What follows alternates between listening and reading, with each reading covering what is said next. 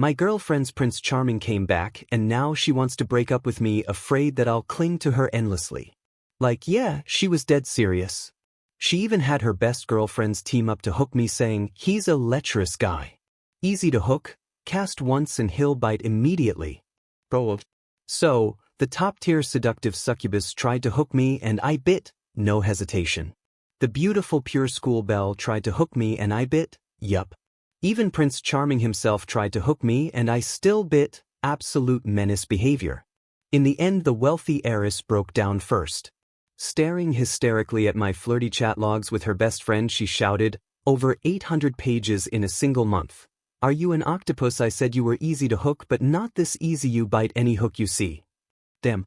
Chapter 1. I have a histrionic personality and I even do face-pointing accusations, like the heavy kind, straight up.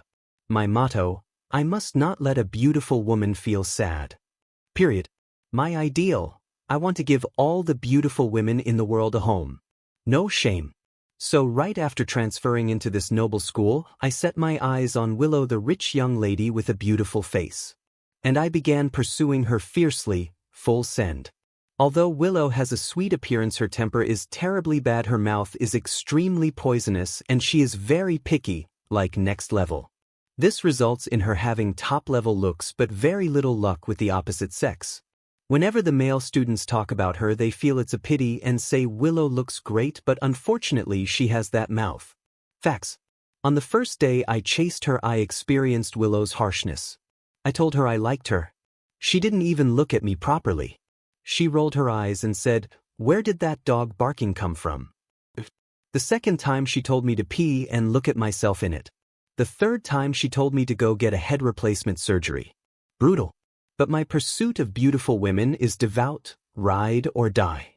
Willow made me extra excited. The more setbacks I had, the braver I became, no cap. Bringing water, bringing food, bringing flowers, saving seats, doing duty shifts, doing homework. I never missed anything. 24 hours available whenever she called, on standby. Just like that I persisted for 99 days. My classmates went from waiting to laugh at me to feeling admiration.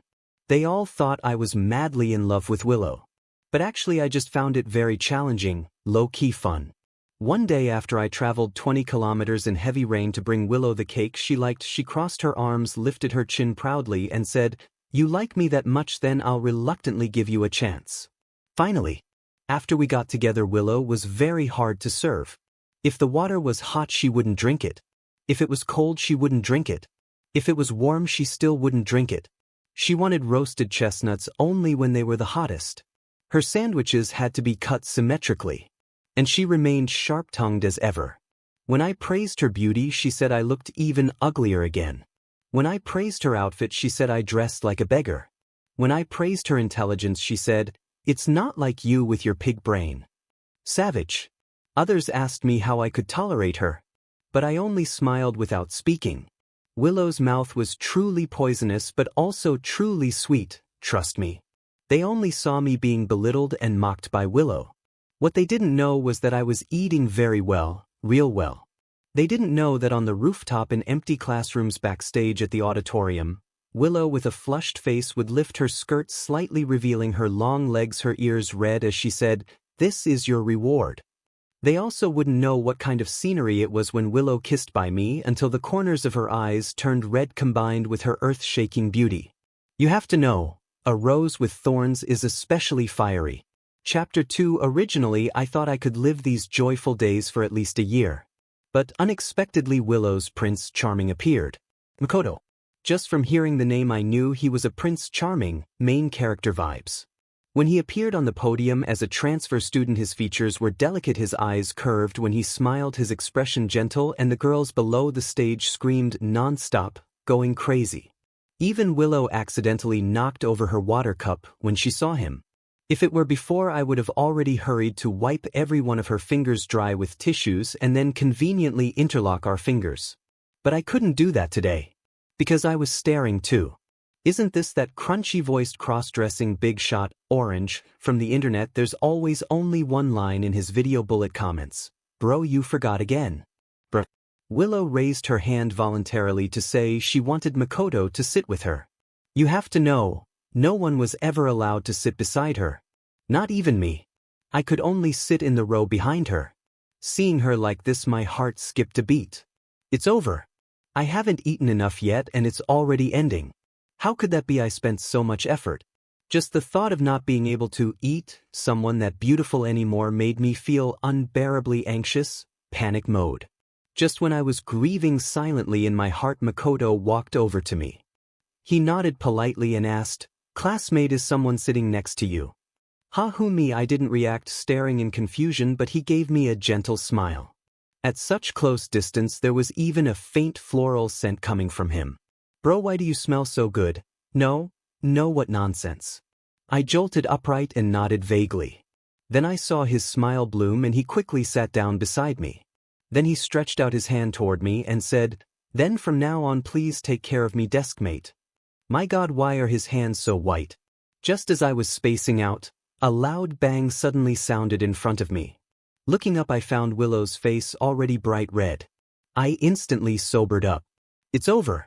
Willow is angry. She let out a heavy snort and stormed out of the classroom.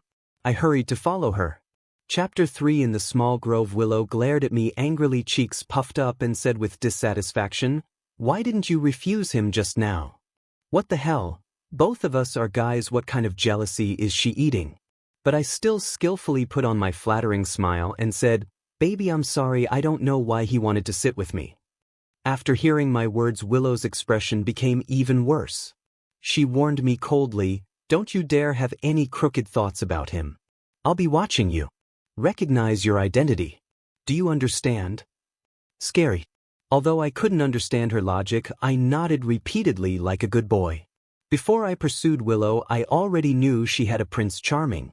Not just me, everyone in the whole school knew. When Willow was young, she almost got kidnapped and Makoto saved her. Ever since then, he was carved into her heart. Willow had been looking for him all this time. Who would have thought the world was so small that they would meet again? Crazy. Seeing me honestly admitting my mistake, Willow's expression finally improved a little. I immediately followed up and took advantage of the moment. I asked, "Since you're not mad anymore, can I get a kiss?" Willow glared at me and said, "Get lost." But the redness at the tips of her ears betrayed her. Such a beauty's angry pout, still as tsundere as always. I stopped holding back, wrapped an arm around her, and kissed her on the lips. Willow pinched me in annoyance but rose on her tiptoes to respond to the kiss.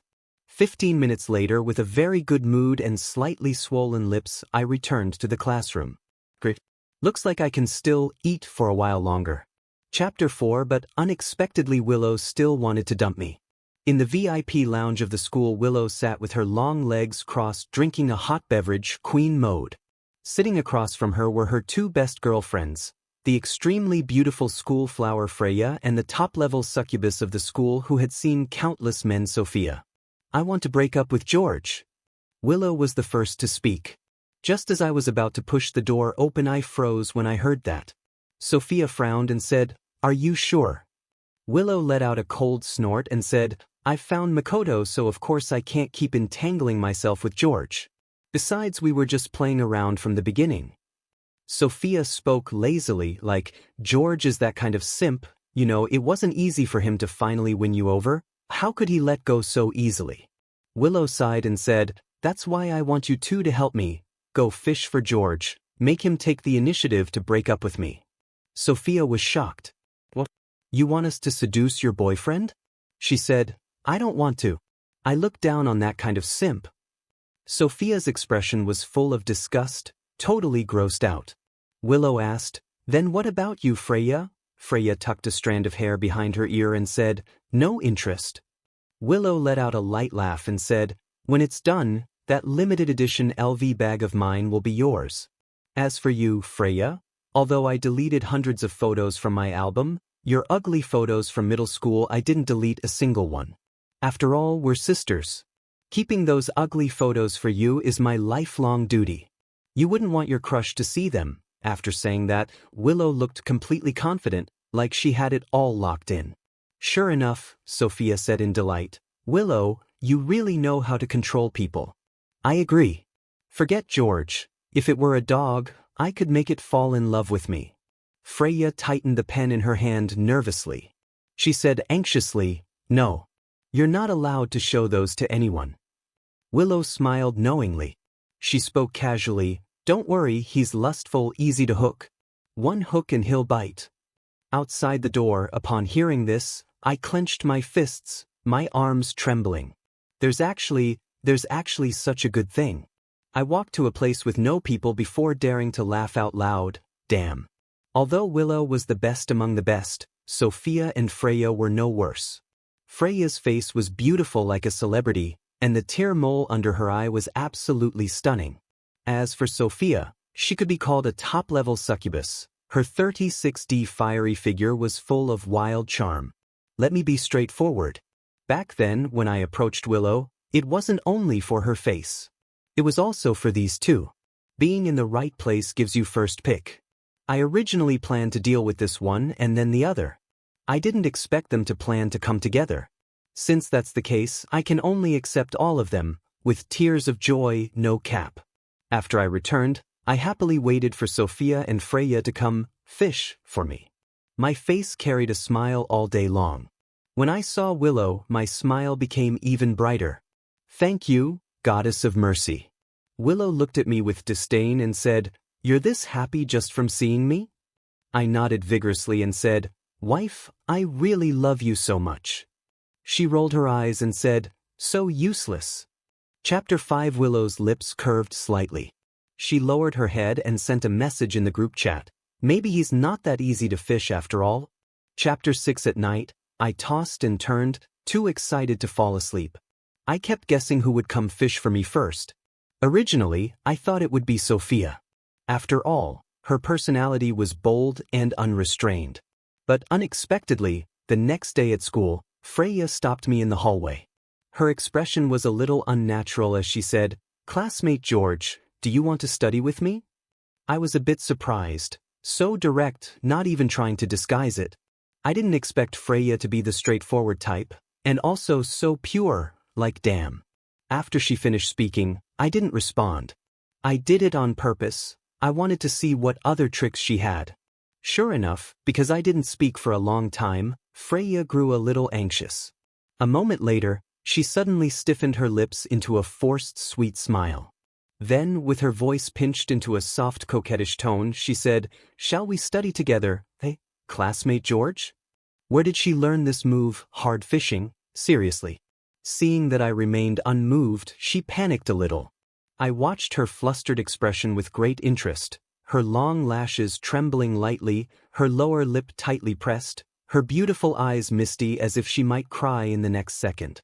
Truly a sight that makes my heart ache with pity. Only after I had appreciated enough did I mercifully let her off. I said, "Of course. Being able to study with you is something I couldn't ask for more." Flattering words flowed out of my mouth naturally. Freya looked even more uncomfortable.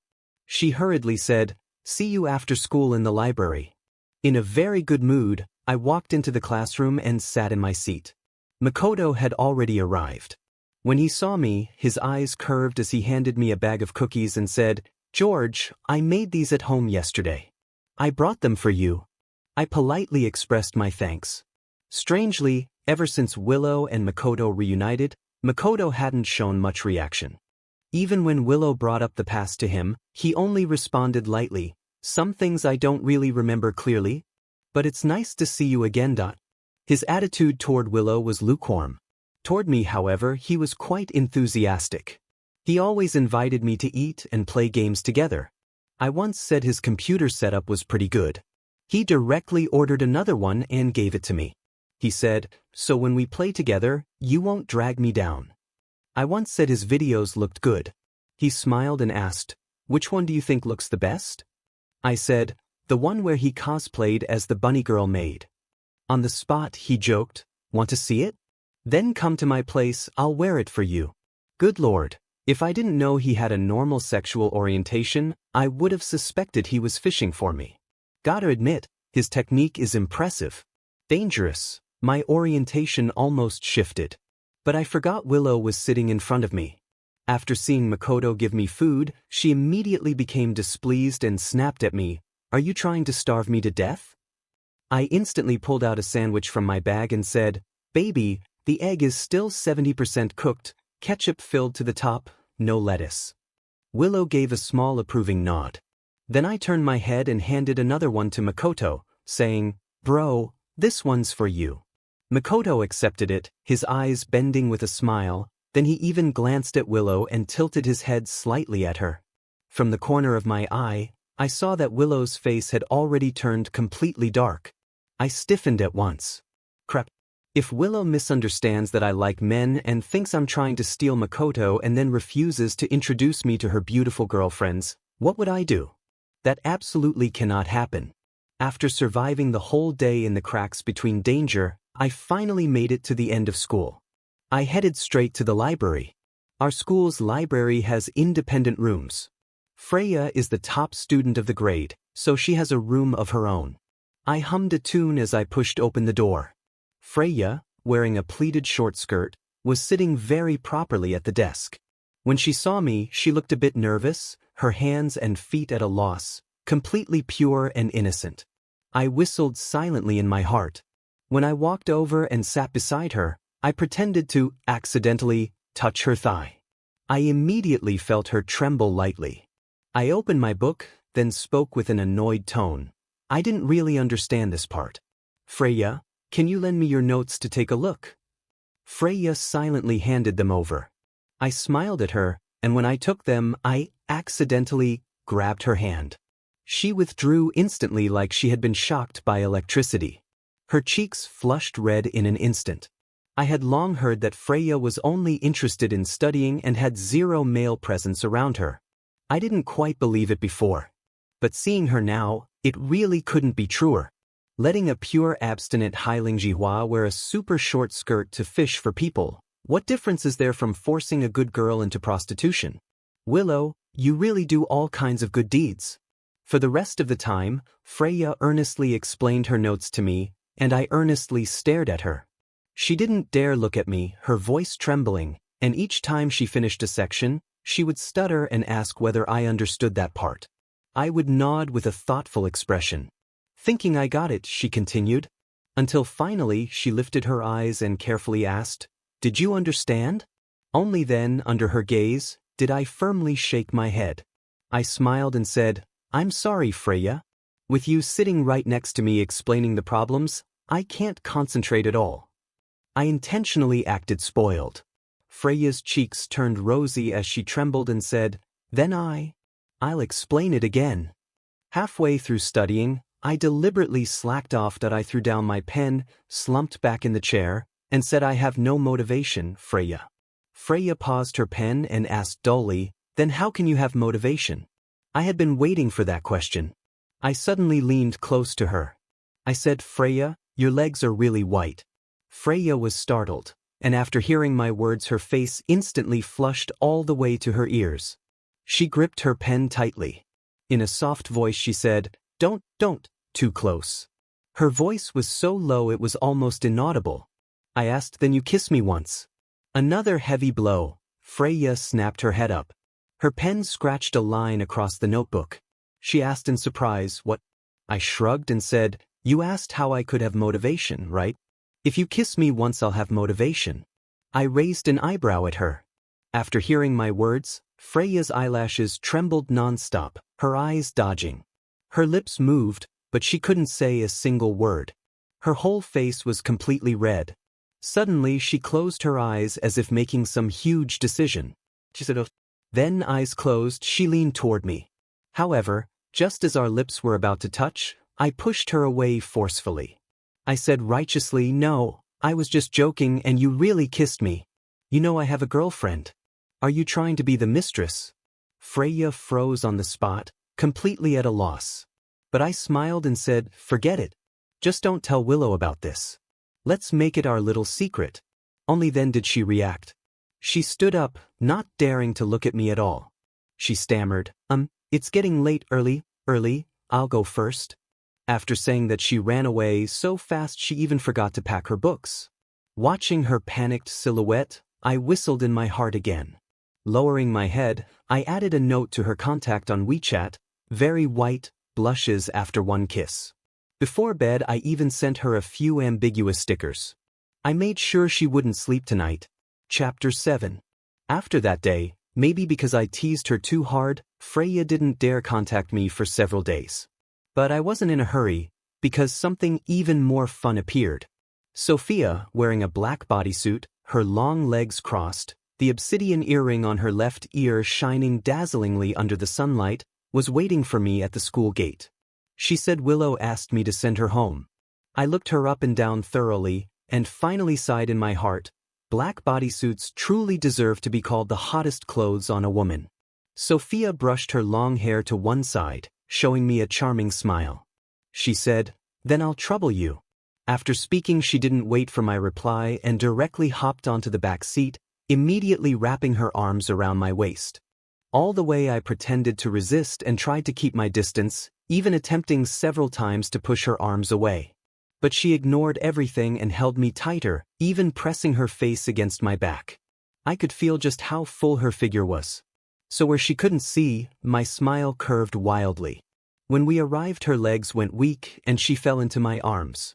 I quickly pushed her away and said seriously, "Sophia, please respect yourself." But actually, when I pushed her away, I secretly groped her waist twice. The texture was excellent. I liked it very much. If dealing with Freya required bold initiative, then dealing with Sophia required pretending to be a deep, sincere, honest man. After all, a love expert who had seen countless men fears true feelings the most, and desires them the most. Sure enough, she frowned slightly, then adjusted her tone and said pitifully, "I'm sorry, I didn't mean to." I sighed and said, "The speed wasn't fast. Why were you so scared?" Her eyes reddened, tears on the verge of falling, and she hiccuped softly as she said, "It's all my fault, I'm just too useless." As the saying goes, a woman's single tear can act its way into breaking your heart.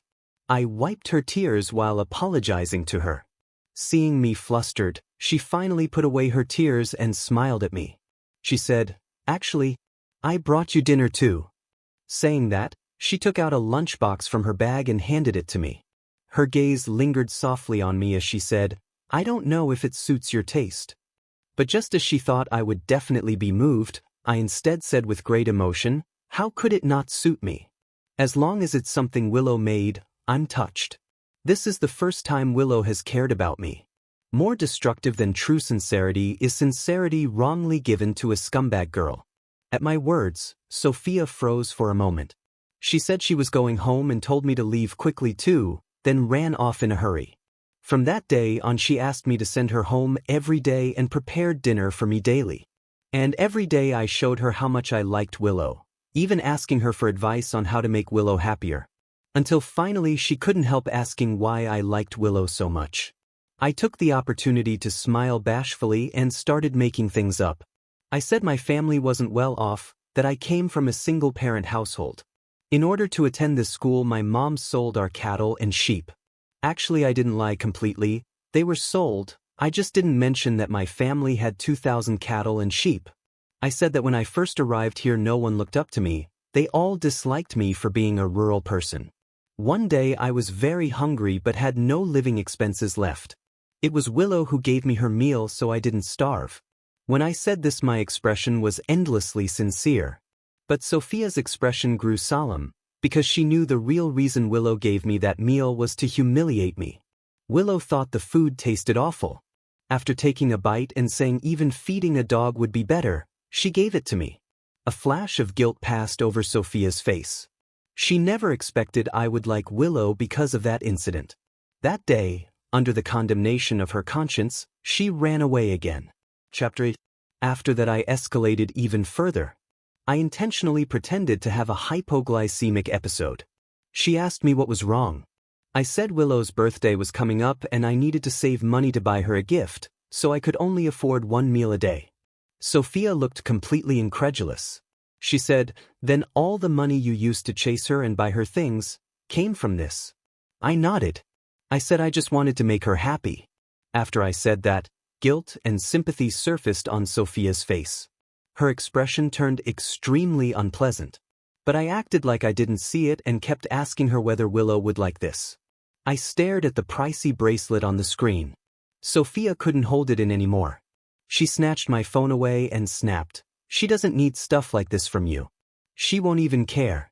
Keep your money for yourself and buy food. You're practically starving."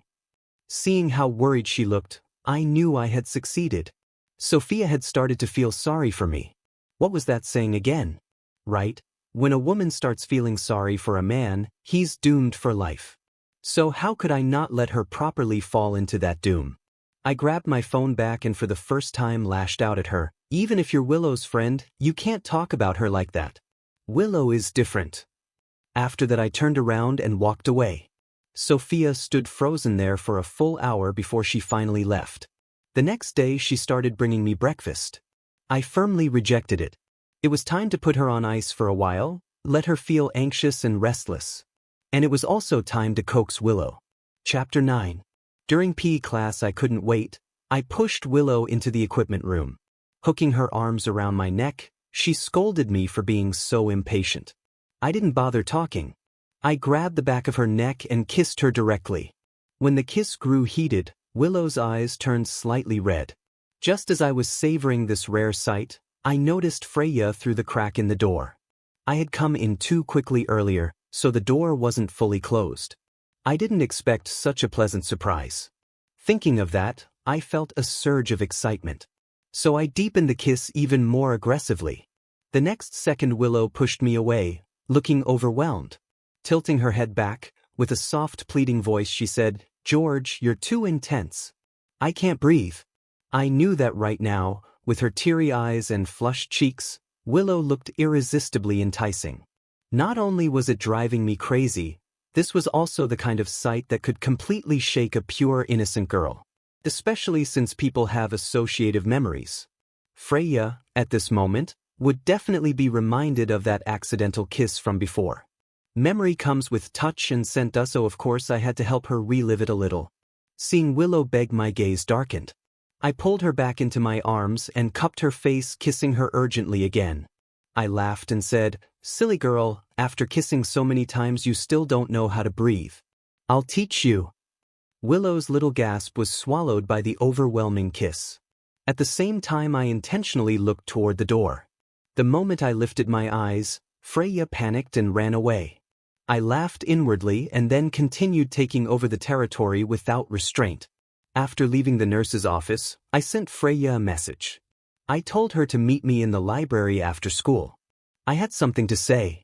I knew her heart must be in complete chaos right now, which made it the perfect time to conquer her. Freya didn't reply for a long while. I watched the upper left corner of the chat window show, typing over and over and couldn't help curling my lips. "Freya, your heart is shaken."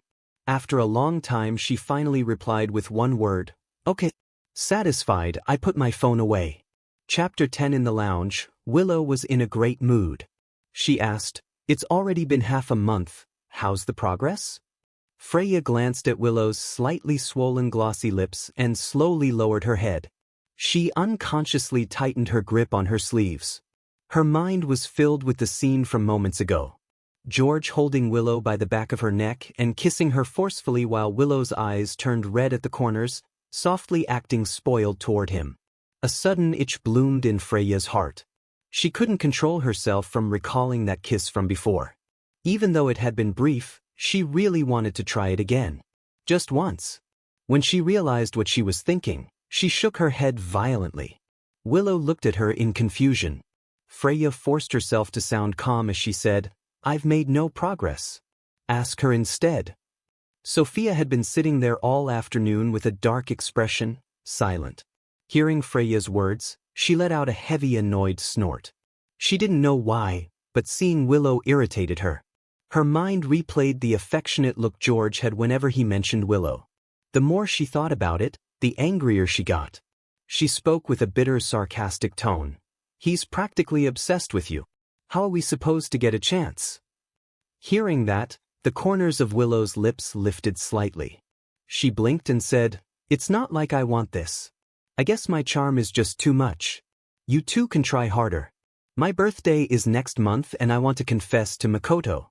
Before that, you need to get George handled. If everything works out, I'll treat you both to a big feast, okay?"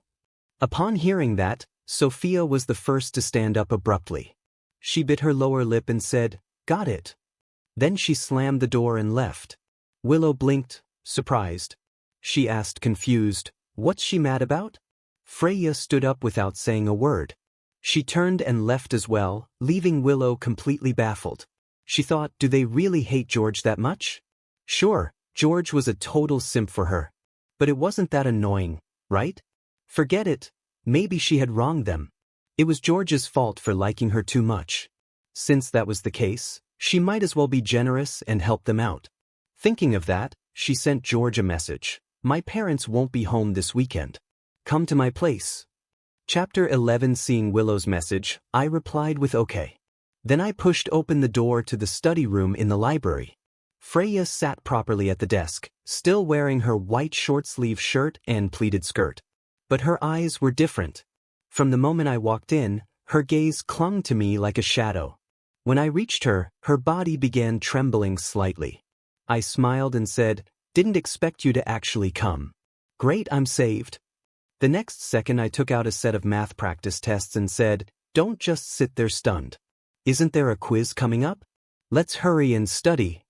Standing in front of her, I lowered my head to look at her, the exact same angle as when I kissed Willow in the equipment room.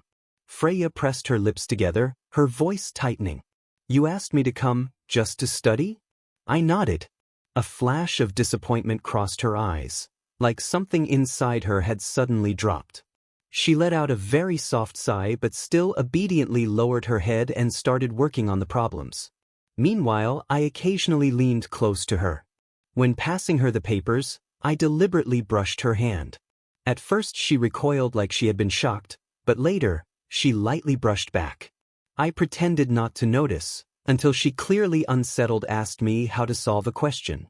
I stood up and braced one hand against the desk, half caging her within my arms as I explained. While talking, I kept inching closer. When I was close enough to smell her hair, my voice suddenly stopped. Word by word I asked, "Today, in the nurse's office, you saw everything, didn't you?" She froze, her pupils tightening. What are you talking about?" I said bluntly, "You really like peeking, don't you?" Her expression fell apart in panic. She began pleading, "I didn't mean to, please don't tell Willow, okay?" Hearing that, I nodded and said, "Just like last time. Another secret between us. You're such a great best friend to Willow." Then I added, "But tell me, why should I keep a secret for a toxic bestie like you?" She lifted her head, staring straight at me. In a low voice she asked, "Then what will it take, for you to keep the secret?" And then, she leaned toward me on her own. Her fingertip tapped lightly against her lips. Her voice trembled so softly it could break, yet it carried irresistible temptation as she said, "Just don't tell Willow, and I'll do anything you want." On the surface I looked resistant, but inside I was overjoyed. So this was what lay beneath Freya's innocent facade. After all, her trying to seduce me wasn't even a real secret, yet she seemed to truly enjoy immersing herself in this role of having a forbidden secret no one else should know. Well, what could I do? We're all adults. What could I possibly do? She seduced me. I didn't even want this, right? That night, with my lips swollen and red, I went home completely satisfied. Chapter 12. The next day, when I brought food to Willow, I deliberately wore a mask. Willow asked me what was wrong. I said I had caught a cold. She frowned. "That's strange. Freya also caught a cold today. Stay away from me. I don't want to get sick." Willow stepped back in disgust. I nodded obediently, but behind the mask, the corners of my mouth lifted. Back at my seat, Makoto handed me a few packets of cold medicine. He said, "George, take care of yourself." He even went to get hot water for me, successfully making Willow's face turn dark again. But I didn't coax her this time. I already had her in the palm of my hand. Why bother coaxing? Besides, when Sophia heard I was sick, she waited at the gate after school. She wanted to take me to the hospital. She was worried that I wouldn't get treated because I was saving money to spend on Willow, so she insisted on going with me to get medicine. I said, "No need. I've already taken some." I waved my hand to refuse. But Sophia stubbornly grabbed my sleeve and wouldn't let go. She insisted I must go to the hospital. But if I really went, the truth would come out. So I refused with all my might, even threatening that if she didn't let go, I would stop walking her home from now on. Sophia pouted but had no choice except to listen. Still, she asked me to go home first while she headed back on her own. When we reached my building, I didn't let her leave. Instead, I told her to come upstairs with me. Hearing that, Sophia's eyes lit up. But once she saw the room, her expression changed again. When I first rented this place, the landlord totally scammed me. It was tiny and run down. I had always been too lazy to find a new place. So Sophia misunderstood again. She said, "You actually live here?" I said, "It's fine. Only costs $500 a month." It was actually $3,000.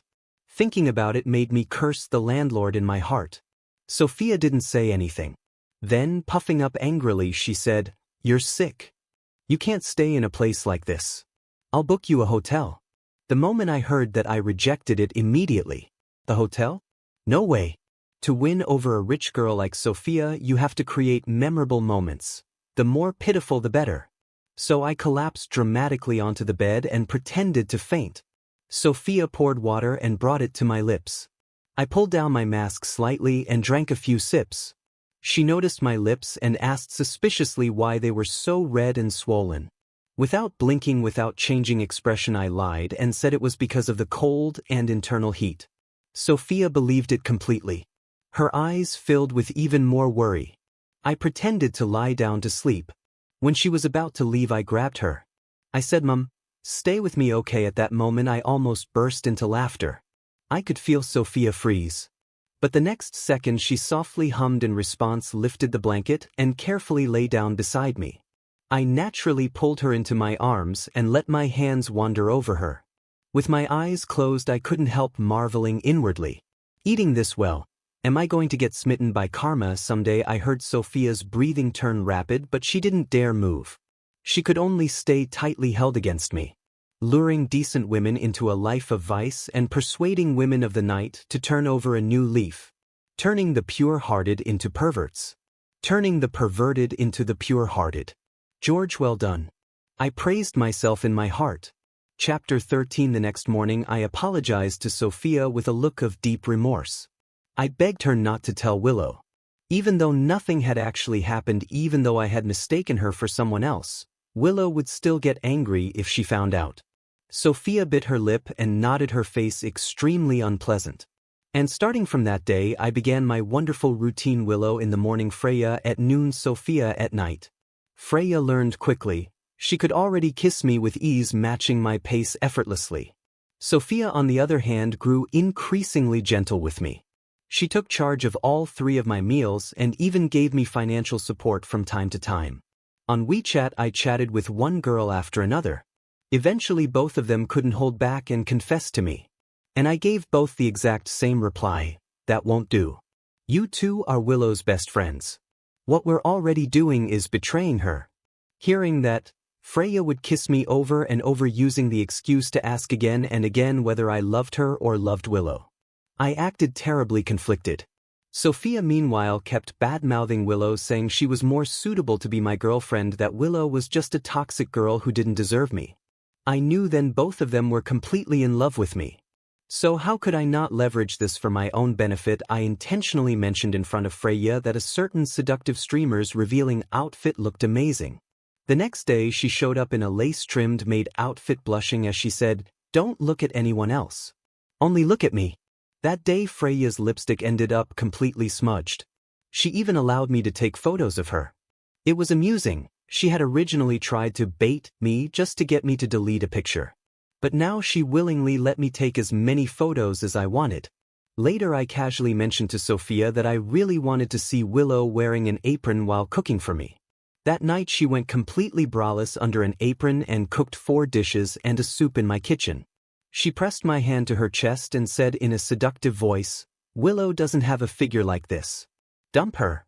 Then you can do whatever you want with me." Then of course I had myself a satisfying touch. As for breaking up, that was impossible. At least not right now. I still wanted to see what other surprises Willow had prepared for me.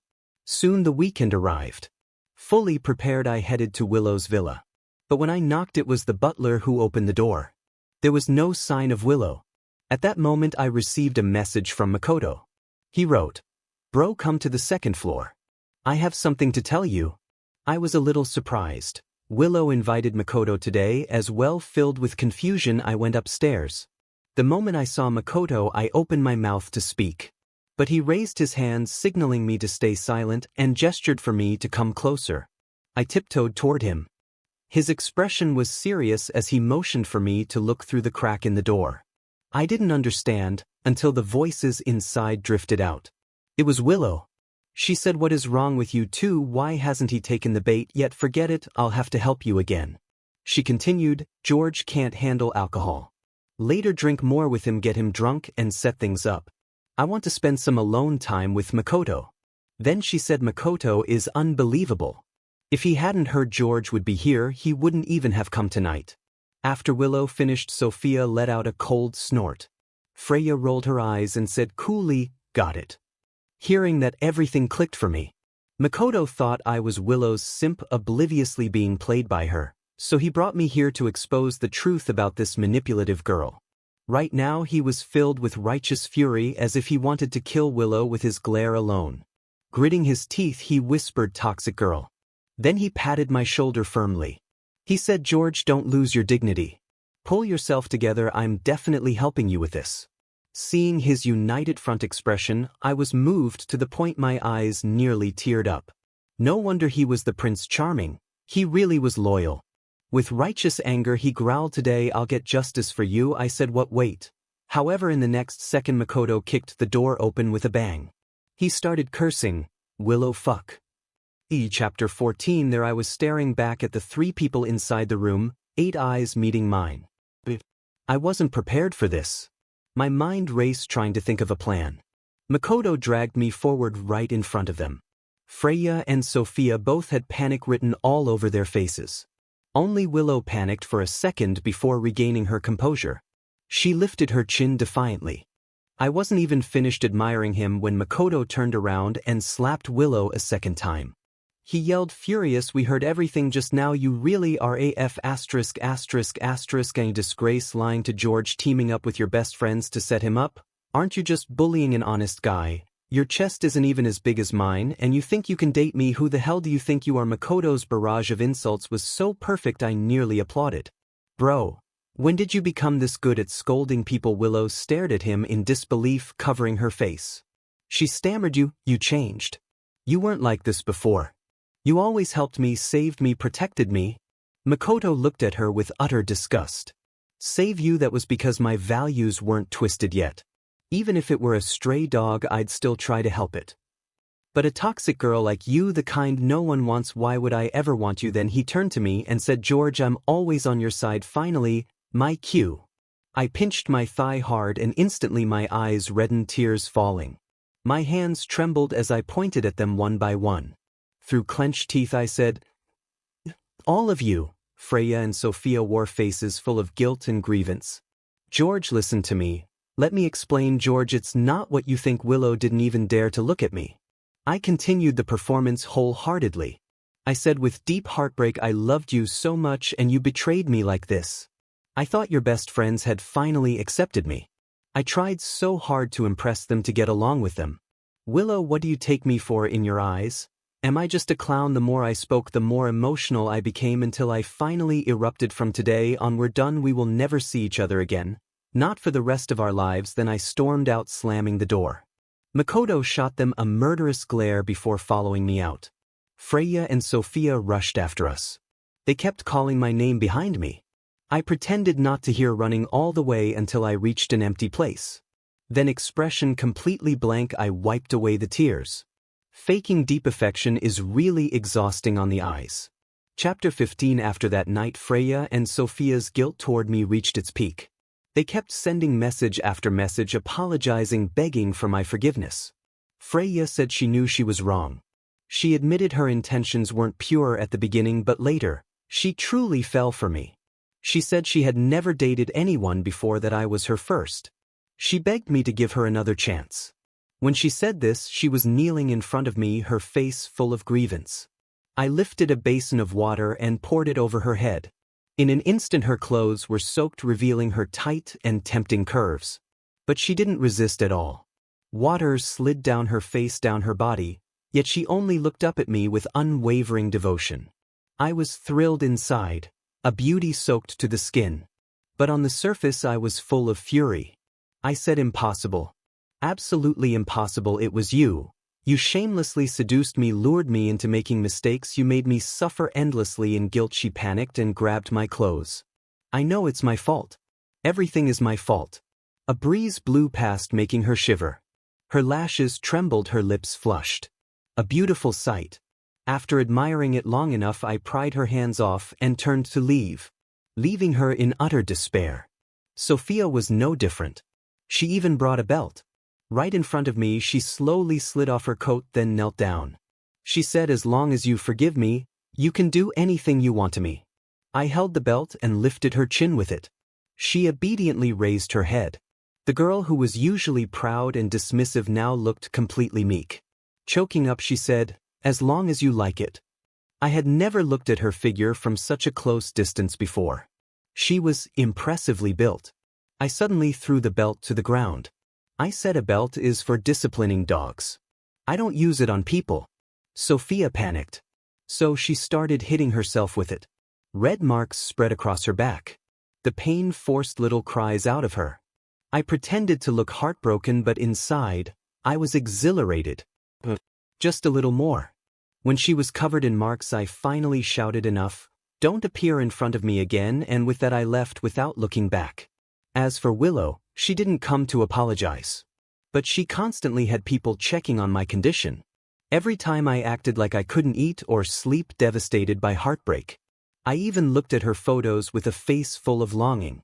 If I didn't drag her guilt to the absolute limit, how was I supposed to deal with her? Sure enough, when she heard that Makoto and I were drinking ourselves sick at a bar, Willow finally couldn't take it anymore. Chapter 16. I pretended to be completely drunk and slumped over the table. Willow said, I'm here to pick up George. Makoto cursed angrily, what the hell are you? Get lost, you cheating manipulative slut. It was obvious that Willow hadn't been doing well these days. She looked much more haggard and her eyes were red. It was even affecting her beauty. Willow let out a cold snort and said, what does it have to do with you? I'm only letting it go because you saved me once, so I won't bother arguing about what happened before. But I'm George's girlfriend. This is between us. Her words were sharp.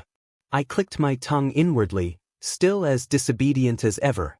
I pretended to be irritated by her and with burning anger slapped her across the face. Willow was stunned by the hit. The next second I grabbed her collar and unleashed a flurry of blows. I said, do you know how much I love you? How could you treat me like this, Willow? I feel like I'm suffocating. After hearing my words, Willow's expression shifted from anger to guilt. Eyes lowered, she said, George the First. I raised my hand to cut her off and said, get out. Don't fucking bother me. Seeing the guilt on her face, I knew I had achieved my goal. Sure enough, the next day Willow knelt in front of me. She still wasn't used to being the one in the lower position. Her posture was perfectly proper, but her tone was as arrogantly proud as always. She said, I already know I was wrong. I just didn't expect that you loved me so much, that I hurt your feelings. I apologize. I'm sorry. Please forgive me. Can we go back to how we were before, to show my sincerity? She opened her coat, revealing her body wrapped in ropes. The tips of her ears were red enough to drip blood. I didn't speak. I only lifted her chin. Feeling humiliated, Willow was about to lose her temper. But when she saw my frown, she froze.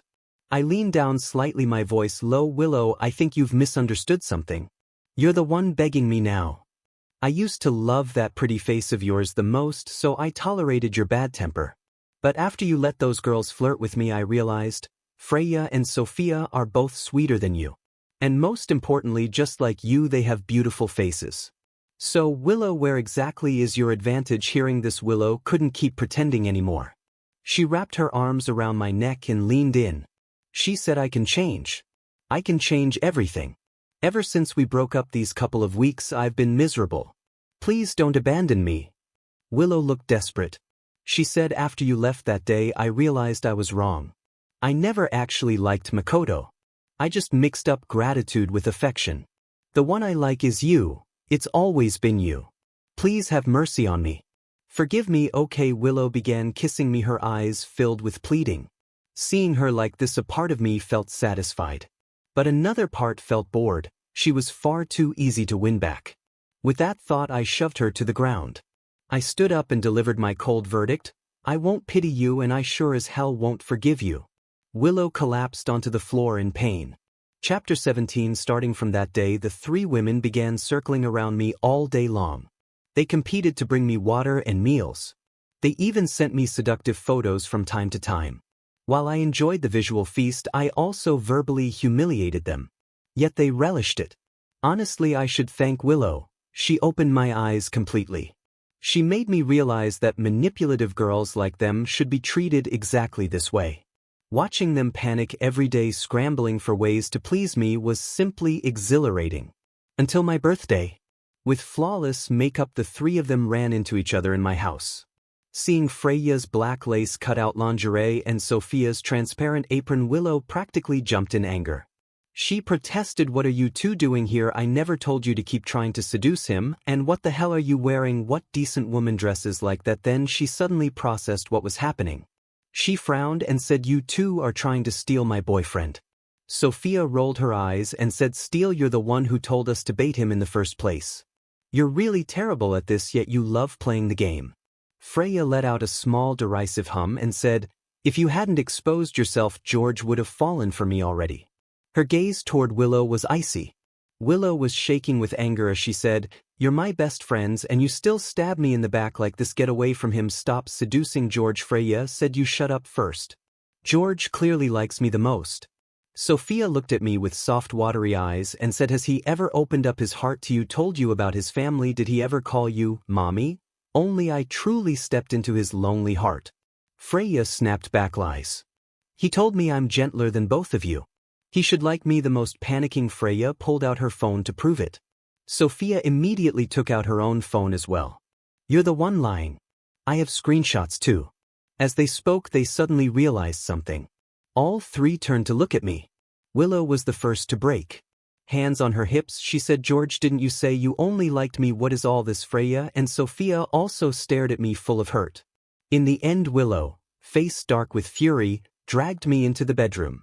She took a deep breath. She placed both phones in front of me. Then she screamed hysterically, "Over 800 pages of messages in a month. Are you an octopus? Do you dare read out loud the things you sent them? I said you were easy to hook, but not this easy to hook. You bite at any hook you see." The other two women rushed in as soon as they heard the shouting. Sophia frowned and immediately said, "I won't allow you to talk to George like that." Willow looked back at her in disbelief. Freya added, "George must have his own reasons for doing what he did." Willow let out a disbelieving laugh. She said, "He's been playing us. He's been stringing all three of us along. Are you two insane?" The more Willow spoke, the more agitated she became. She snatched my phone and unlocked it by holding it up to my face. I tried to stop her, but it was too late. All I could do was watch her open my messages. She said angrily, "Let's see how many side girls you've been keeping." But after just 2 swipes, she began trembling with rage. She said, "You saved my contact name as sharp-tongued but soft George." Willow's voice went shrill as she continued, "Freya is pale and blushes with one kiss, and Sophia is tan skin, big chest, feels great to touch." I slowly closed my eyes. Willow was losing her mind. She screamed, "And you two can still forgive him after this?" Freya and Sophia remained silent. Willow held the phone up in front of my face. She said, "George, talk." "Well, since I was exposed, I might as well stop pretending." I smiled indifferently. I said, "So it's fine for you three to deceive me, but I'm not allowed to fight back. Besides, all I did was make the same mistake every man in the world would make. It's just human nature. If you can't handle it, you can leave." All three women fell silent when they heard that, until Sophia suddenly knelt and wrapped her arms around my legs, saying, "I'm not leaving. I know he was just too hurt. It's not wrong for him to retaliate. I love you. I won't leave you." Freya followed, immediately grabbing my other leg. "You've kissed me, touched me. I gave you everything. I'm a traditional woman. You have to take responsibility." I'm not leaving. I like you. Seeing the two of them like this, Willow immediately became displeased. Stop trying to seduce my boyfriend. I'm not leaving. George is mine.